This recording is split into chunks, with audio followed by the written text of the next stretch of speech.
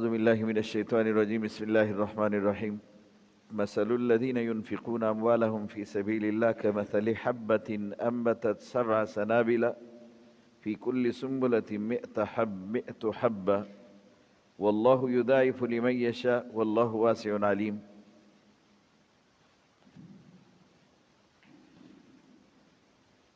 انفاق فی سبیل اللہ، اللہ کے راستے میں مال خرچ کرنا۔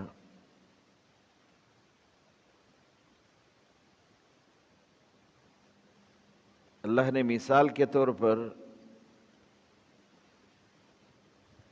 اس کے ثواب کے بارے میں اس آیت میں سمجھایا ہے۔ وہ لوگ جو اللہ کے راستے میں خرچ کرتے ہیں کمثل حبہ، ان کی مثال اس دانے کی طرح انبتت سبع سنابل، جس میں سے 7 بالیں نکلتی ہے۔ ایک دانہ زمین میں آپ نے ملایا اور اس مٹی میں اللہ پاک نے اس کو سرسبز و شاداب کوپل بنا کر اور پھر فصل کی صورت میں اللہ نے اگایا، اور پھر ہر ایک بالے کے اندر مئۃ حبہ 100 دانے ہو۔ تو مثلا آپ نے ایک دانہ زمین میں ڈالا تھا اور وہ 700 ہو گئے، 700 دانے ہو گئے۔ تو مطلب یہ کہ آپ کی ایک نیکی اللہ کے ہاں 700 نیکیوں کے برابر ہے۔ اگر آپ اللہ کے راستے میں خرچ کریں گے تو ایک نیکی 700 نیکیوں کے برابر ہے۔ یہ معنی، یہ مثال سے جو سمجھایا کہ اگر آپ ایک نیکی کرو گے تو اللہ کے ہاں اس کا 700 گنا اجر ملے گا، ایک نیکی کا 700 گنا۔ اور پھر کہا واللہ یضاعف لمن یشاء، اس سے بھی اللہ پاک اگر کسی کے لیے چاہے تو اس سے بھی بڑھا کر اللہ پاک اجر دیتے، اس سے بھی بڑھا کر اجر دیتے۔ جیسے گزشتہ درس میں حضرت ابو ہریرہ رضی اللہ عنہ کی ایک روایت آپ لوگوں نے سنا تھا، جس میں حضرت ابو ہریرہ رضی اللہ عنہ سے وہ آدمی سوال کرتے ہیں کہ مجھے آپ کی طرف سے حدیث پہنچی ہے جس میں آپ نے کہا کہ ایک نیکی وہ اس کا اجر اللہ پاک 1,00,000 کے برابر دیتے۔ تو ابو ہریرہ نے کہا کہ آپ نے غلط سنا ہے، میں نے جو کہا ہے وہ یہ ہے کہ ایک نیکی 2,00,000 نیکیوں کے برابر ہوتے ہیں، مطلب اللہ پاک 2,00,000 گنا اس پر جو ہے اجر دیتا ہے۔ واللہ واسع علیم، اللہ بڑے علم والا ہے۔ معنی کہ اگر اللہ جو ہے اس کو اور بڑھانا چاہے تو اللہ پاک کے قدرت میں ہے۔ ایک نیکی اور اس کا اجر 700 گنا، لیکن کہا کہ فی سبیل اللہ، وہ اللہ کے راستے میں ہو۔ معنی کہ یا تو آپ اللہ کے راستے میں اور پھر نیکی کریں گے اس کا تو اجر اور بڑھ جاتے ہیں، لیکن اگر آپ اللہ کے راستے میں نہ ہو اور آپ کا مال اللہ کے راستے میں ہو اس پر 700 گنا اجر ہے۔ اگر آپ خود بھی اللہ کے راستے میں ہو اور پھر آپ اپنا مال بھی اللہ کے راستے میں خرچ کرتے اس کا تو اجر اور ڈبل ہو جاتے۔ ایک آدمی جہاد فی سبیل اللہ میں مال خرچ کرتے لیکن خود گھر میں بیٹھے ہیں، صرف مالی جہاد کرتے، تو حدیث میں آتا ہے کہ یہ گھر میں بیٹھا رہتا ہے تب بھی ان کو 700 گنا اس کا اجر ملتا ہے، 700 گنا اس کے ان پیسوں کا اجر ملتا ہے جو اللہ کے راستے میں خرچ کرتے ہیں، جہاد میں خرچ کرتے۔ اگر یہ خود اپنے جان کے ساتھ اپنے نفس کے ساتھ خود نکلا ہے اور پھر وہاں پر خرچ کرتے ہیں تو اس کا اجر پھر اور ڈبل ہو جاتے ہیں، اور ڈبل ہو جاتی ہے۔ جیسے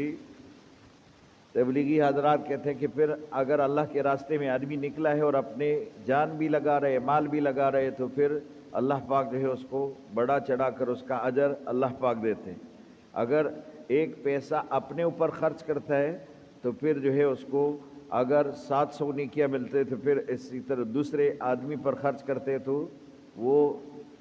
7 کی بجائے پھر 1400 نیکی بن جاتی ہے۔ اسی طرح 1400 गुना जो है उसको अजर मिलता है। इब्न मसूद रज़ियल्लाहु अन्हु फरमाते, एक आदमी ने नकील वाली ओटनी मुजाहिदीन को दे दी, और जिस पर रसूलुल्लाह सल्लल्लाहु अलैहि वसल्लम ने फरमाया जिसने नकील के साथ ओटनी दी उसको एक ओटनी नहीं 700 ओटनियों का सवाब मिल गया, और 700 भी वो ओटनी जो नकील के साथ, जो नकील मतलब ये कि ओटनी भी है और फिर उसके साथ उसकी नकील भी है, तो 700 वो ओटनी जो नकील के साथ हो, इसको भी इतना ही अजर मिलेगा इस आदमी को। यहाँ पर आप मसला थोड़ा समझ ली। आमाल की 7 किस्में हैं,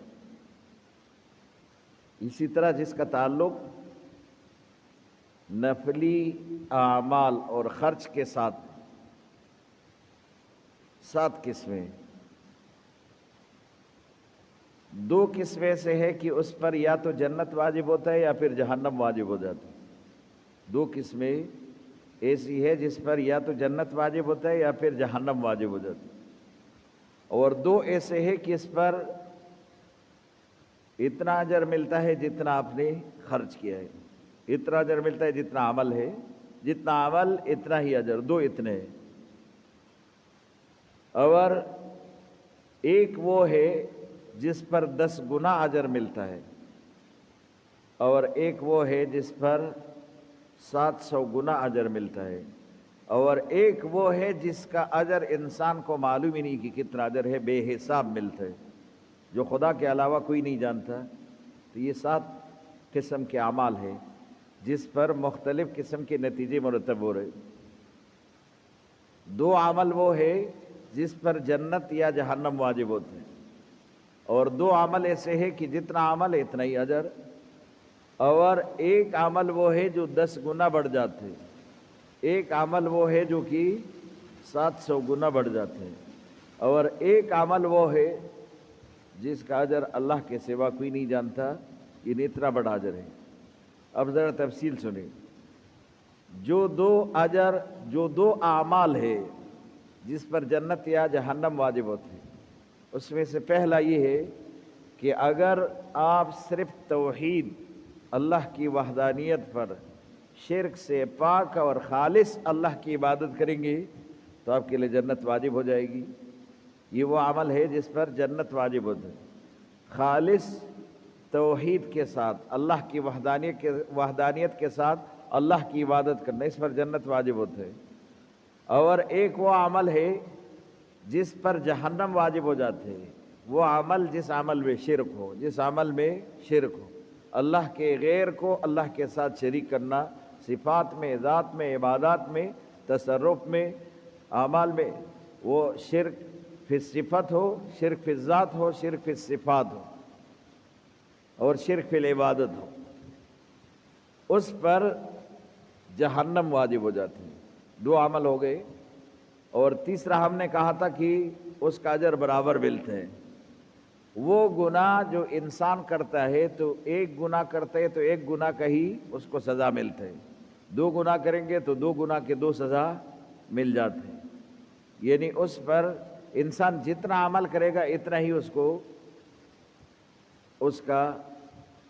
अजर मिलेगा या सज़ा मिलेगा।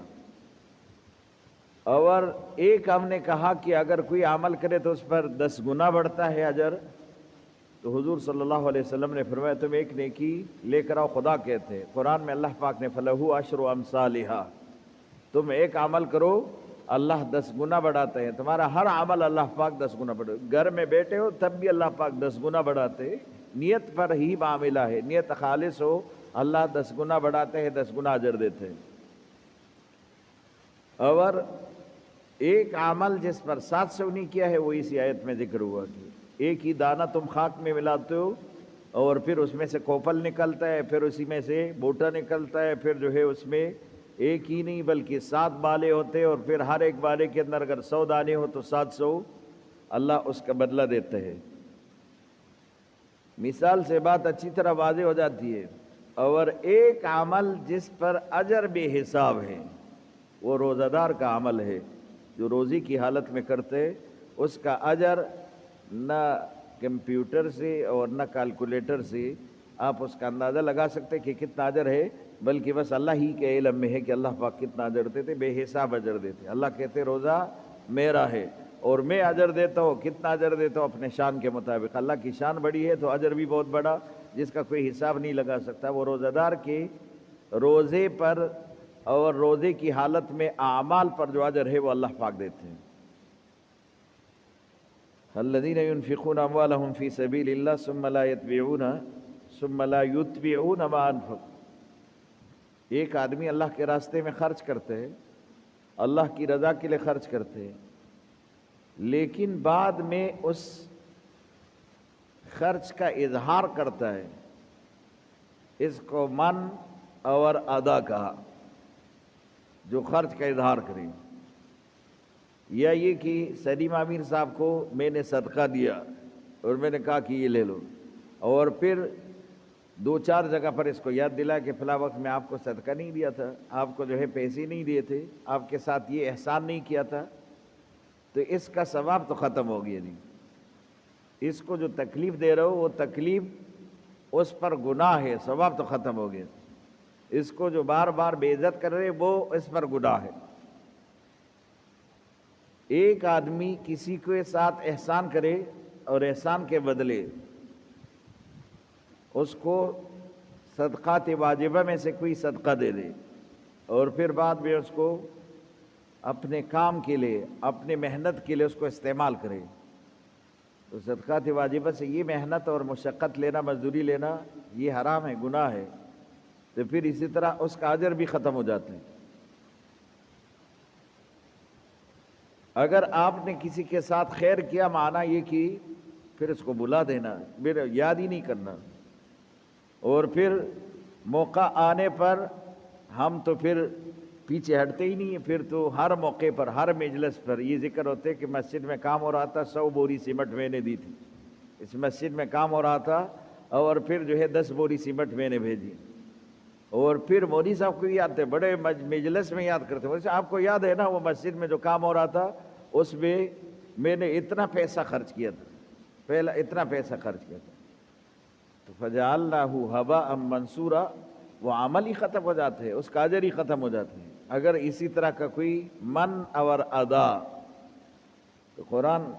کہتے ہیں کہ ایسا نہ کرو، منگ اور تزباتن و عزباتن، زباتن اس طرح عمل بربادی کی۔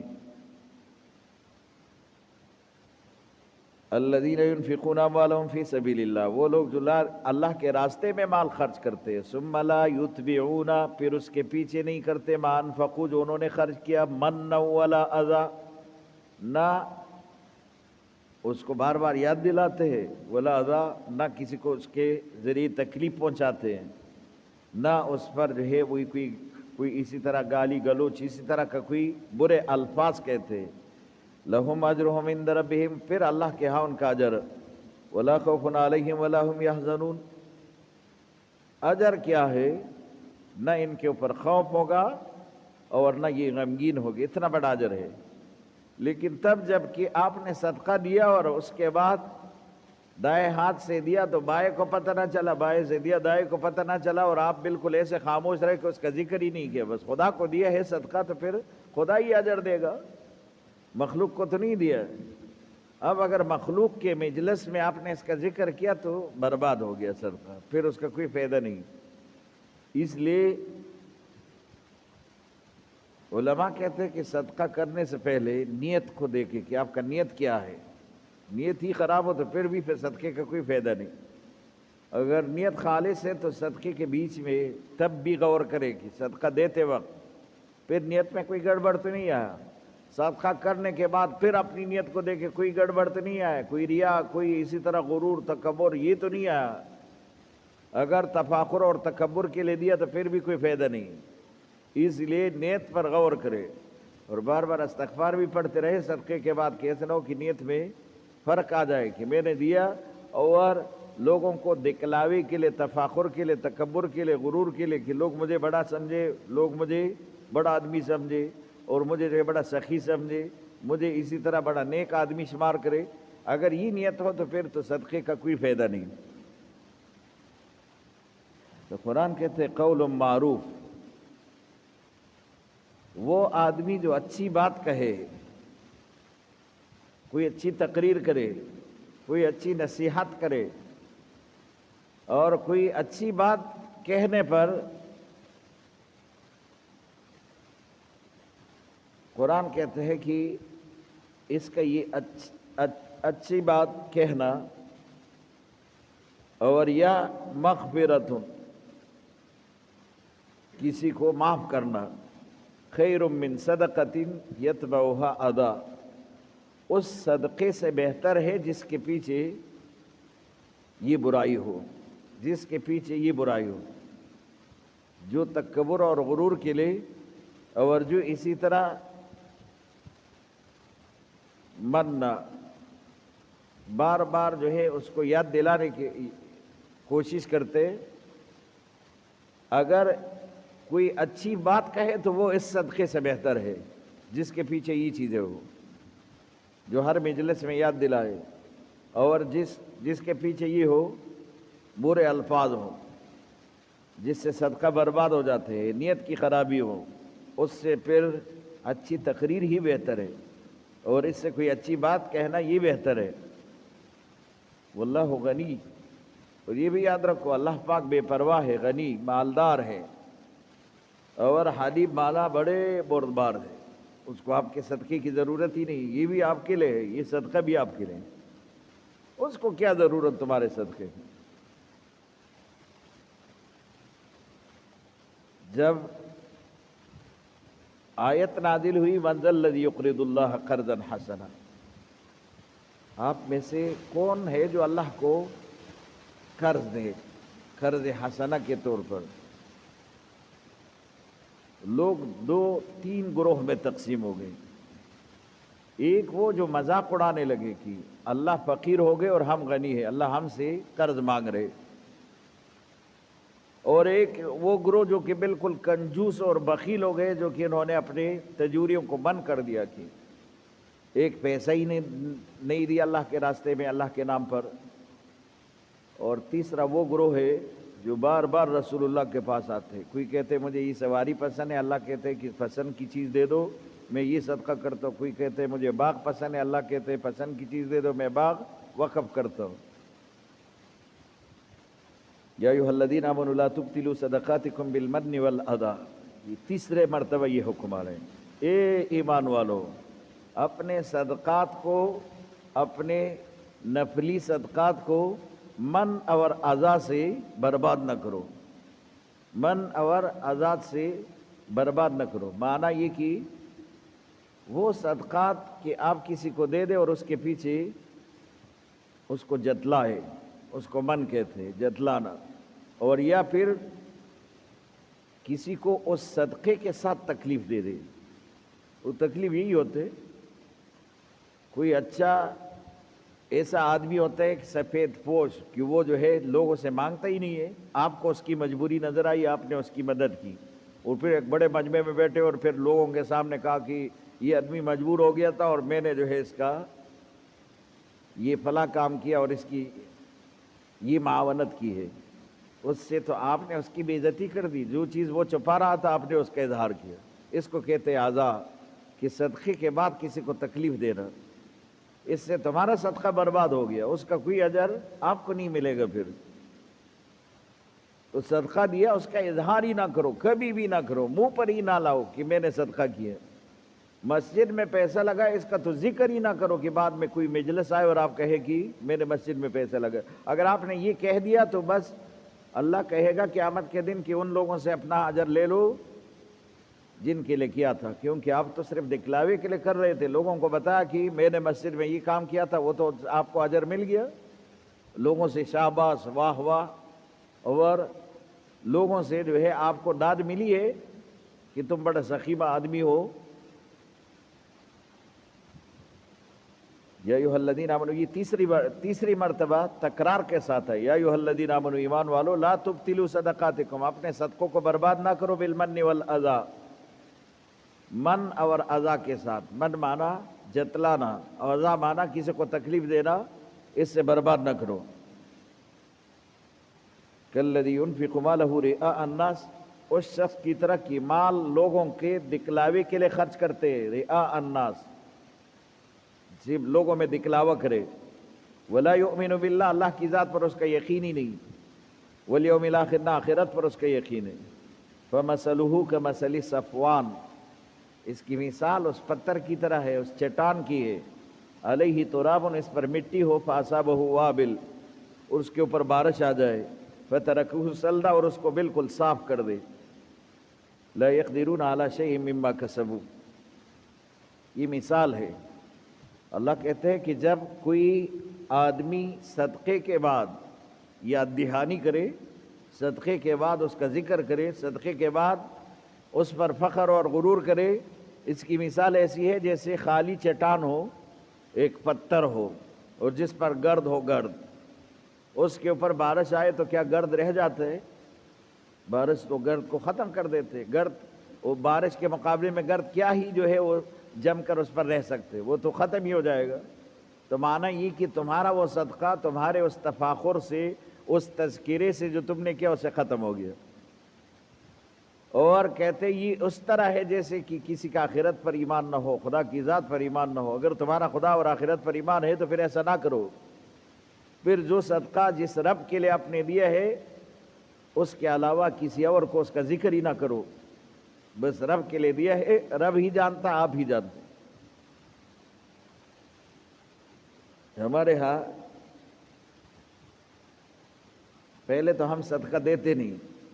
اگر دیا نا تو 700 مجلس میں جب تک اس کا ذکر نہ کرے، 700 گنا تو بڑھ جاتے ہیں، لیکن ہم 700 مجلس میں ذکر نہ کرے ہمیں بھی اطمینان نہیں ہوتا کہ میں نے صدقہ کیا ہے، لوگوں کو پتہ ہی نہیں اور میں نے صدقہ کیا ہے۔ بعض لوگ آتے ہیں مسجد کی پیٹیاں دیکھتے کہ اس کو آپ کھولتے ہو، اچھا اس میں سے 500 کا نوٹ نکلتے، جی وہ میں نے ڈالا ہے۔ پھر فائدہ کیا کہ اگر آپ نے اس کا اظہار کیا، وہ تو ختم ہو گیا، صدقہ ہی ختم ہو گیا۔ یا ایھا الذین آمنوا لا تبطلوا صدقاتکم بالمن والأذى، اپنے صدقات کو جتلانے سے اور برا بلا کہنے سے برباد نہ کرو، یا کسی کو تکلیف دینے سے۔ کالذی، اس شخص کی طرح، ينفق مالہ رئاء الناس، ورنہ تمہاری مثال بھی اس شخص کی ہو جائے گی لوگوں کے دکھلاوے کے لیے مال خرچ کرتا ہے، ولا یؤمن باللہ والیوم الآخر، نہ آخرت پر ایمان، نہ اللہ کی ذات پر ایمان، فمثلہ کمثل صفوان، اس کی مثال اس چٹان کی ہے، علیہ تراب، جس کے اوپر مٹی ہو، فاصابہ وابل، اس پر بارش آ جائے، فترکہ صلدا، اور اس کو بالکل صاف کر دے، لا یقدرون علی شیء، تم بھی کسی چیز پر کوئی قدرت نہیں رکھتے، مما کسبوا، واللہ لا یہدی القوم الکافرین، اللہ بھی کبھی کافر کو ہدایت نہیں دیتا۔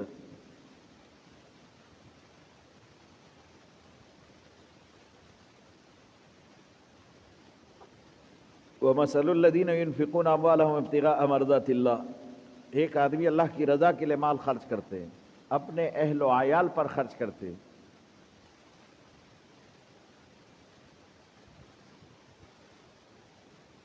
حضور صلی اللہ علیہ وسلم ایک مجلس میں تھے، ایک آدمی کا گزر ہوا، اور یہ آدمی حشاش بشاش،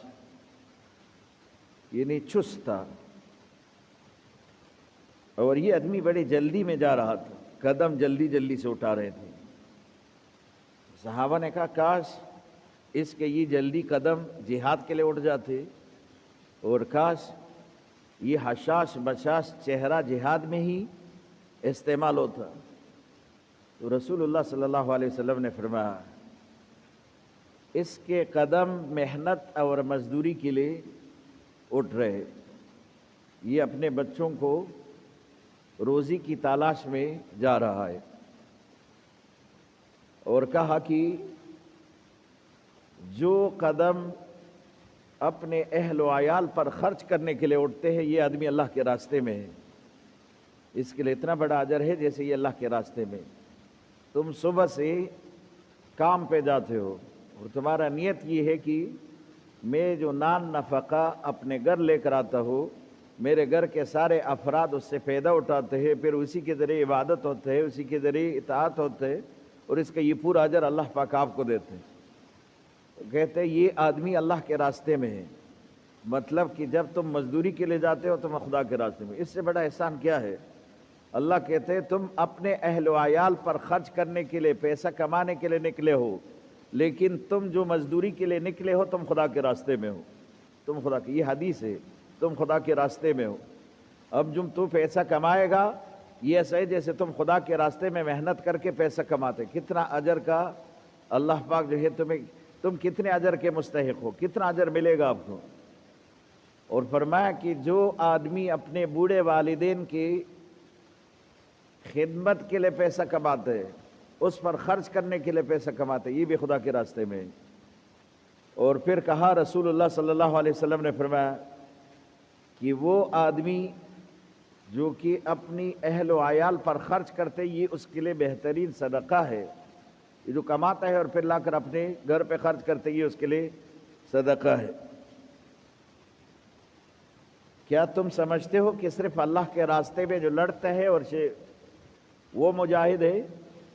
یہ بھی مجاہد ہے جو کہ محنت اور مزدوری کرتے حلال طریقے سے کماتے، یہ رسول اللہ صلی اللہ علیہ وسلم نے فرمایا۔ اور کیا تم سمجھتے ہو کہ وہ آدمی صرف خدا کے راستے میں ہے جو کہ تلوار لے کر صرف دشمن کے مقابلے میں جہاد کے لیے نکلے، بلکہ یہ آدمی بھی خدا کے راستے میں ہے جو کہ محنت اور مزدوری کے لیے نکلے، حلال طریقے سے کماتے۔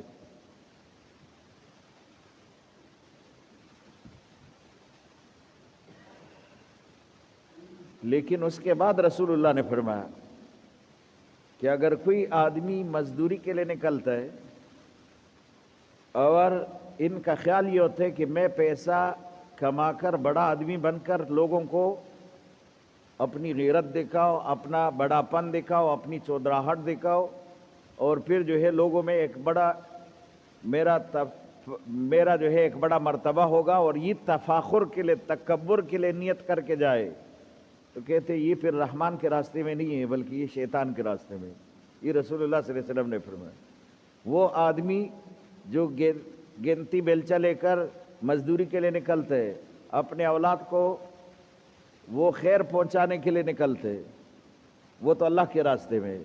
لیکن اگر کوئی اسی غرور اور تکبر کے لیے نکلتا ہے کہ میرے پاس مال آ جائے اور میں پھر جو ہے بڑا چودھری بن جاؤ، تو پھر یہ آدمی شیطان کے راستے میں، یہ پھر اللہ کے راستے میں نہیں ہے۔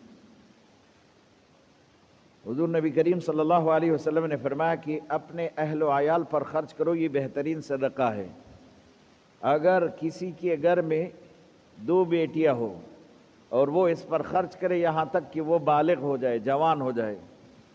تو حضور صلی اللہ علیہ وسلم نے فرمایا یہ 2 بیٹیاں اس کے لیے جہنم سے باڑ ہے، یہ آدمی کبھی بھی اللہ پاک جہنم میں داخل نہیں کرے گا جس نے 2 بیٹیوں کی تربیت کی ہے اور ان کی تربیت پہ وہ جوان ہو گئی ہے۔ اور ایک حدیث میں رسول اللہ صلی اللہ علیہ وسلم نے فرمایا جن کی 3 بیٹیاں ہو، 3 کی پرورش ہو جائے، یہ آدمی کبھی بھی جہنم میں نہیں جائے گا، یہ جنتی ہے۔ جس پر ایک عورت نے کہا یا رسول اللہ جس کی 2 بیٹیاں ہو، حضور نے فرمایا ہاں جن کی 2 بیٹیاں ہیں اگر ان کی تربیت کی ہے، ان کی پرورش کی ہے، ان پر مال خرچ کیا تو وہ بھی جنتی ہے۔ اور پھر حضور صلی اللہ علیہ وسلم نے فرمایا جنہوں نے اپنی بیٹیوں کے لیے کمایا پیسہ اور پھر بیٹیوں پر خرچ کیا، تو کہا اللہ کی قسم جنت میں ایسے میرے ساتھ جائے گا، 2 انگلیاں اٹھا کر رسول اللہ نے فرمایا جیسے یہ 2 انگلیاں ہیں وہ میرے ساتھ جنت میں ہوگا۔ مطلب یہ کہ جس طرح میں جنت میں جاتا ہوں تو اس میں کوئی شک نہیں کہ وہ بندہ جنت میں نہ جائے جس کی بیٹیاں ہو اور اس پر خرچ کرے۔ مثل الذین ينفقون اموالهم ابتغاء مرضات اللہ، وہ لوگ جو کہ مال اللہ کی رضا کے لیے کماتے ہیں اور پھر اللہ کی رضا کے لیے خرچ کرتے ہیں، وتثبیتا من انفسہم، یا پھر اپنی جان کے لیے کماتا ہے، جان کے لیے، اور کسی کی اولاد نہ ہو اپنے لیے کماتے لیکن حلال طریقے سے کماتے ہیں، تو حضور نے فرمایا یہ بھی اللہ کے راستے میں۔ کمثل جنہ، اس کی مثال ایسے ہے جیسے کہ اس کا باغ ہو بے ربوا، اور باغ اونچائی پر ہو، اصابھا وابل، جس پر بارش آئے، فاتت اکلھا ضعفین، جس کے پھل 2 چن ہو جائے، جس کے پھل ڈبل ہو جائے، بارش سے فصل زیادہ بہترین ہوتا ہے اور پھر اس میں پھل فروٹ زیادہ ہوتے ہیں۔ فَإِن لَمْ يُصِبْهَا وَابِلٌ، اگر اس کو بارش بھی نہ آئے، فتل اس کے لیے فوار بھی پورا ہے، اس پر جو چھوٹا سا فوار بارش کا پڑتا ہے وہ بھی اس کے لیے کافی ہے۔ واللہ بما تعملون بصیر، اللہ تمہارے عمل کو دیکھنے والا۔ معنی کہ وہ آدمی اپنے زندگی میں اپنے اوپر خرچ کرتے ہیں یا پھر اپنی اولاد پر خرچ کرتے ہیں لیکن حلال طریقے سے کماتے ہیں، تو یہ آدمی اللہ کے راستے میں اللہ کا مجاہد ہے، اور یہ جو خرچ کرتے یہ اس کے لیے صدقہ ہے، اور اس کے بدلے اللہ پاک اس کو جنت عطا فرمائے۔